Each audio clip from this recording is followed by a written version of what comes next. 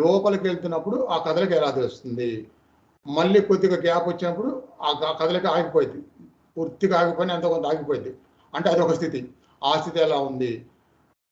మళ్ళీ బయటికి నడుస్తున్నప్పుడు ఎలా ఉంది ఆ స్థితి? ఆ స్పందన స్థితి శరీరంలో. బయటికి వెళ్ళిపోయి మళ్ళీ లోపలికి టర్న్ అయ్యే ముందుగా ఆ స్థితి ఎలా ఉంది? మళ్ళీ లోపలికి టర్న్ అయిపోయి లోపలికి వెళ్తూ ఉండగా ఎలా ఉంది? ఇలా 4 స్థితులు మొత్తం. ఈ 4 స్థితిని సూక్ష్మంగా గమనిస్తే బయట నుంచి వచ్చే ఆలోచనల్ని పట్టించుకోవద్దు. మనంతరగా మనం ఆలోచించొద్దు. వాటంతటిగా వస్తుంటే పట్టించుకోవద్దు. ఈ అబ్జర్వేషన్ అనే దాని మీద మనసు బాగా గురిపెట్టి ప్రయత్నిస్తే గనక దాన్ని గమనించి దాంట్లో ఉన్న స్థితిని మనం ఎలా ఉందని గమనిస్తూ దాన్ని ఆలోచిస్తున్నాం కాబట్టి ఆలోచన అటే ఉంటుంది బయటేమి లేకుండా. అంటే ధ్యానంలో విజయం సాధించాలనుకున్నప్పుడు ఏకాగ్రత దానికోసం పెడతాం కదా బయటికి పెట్టకుండా. అలా పెడితే ఆటోమేటిక్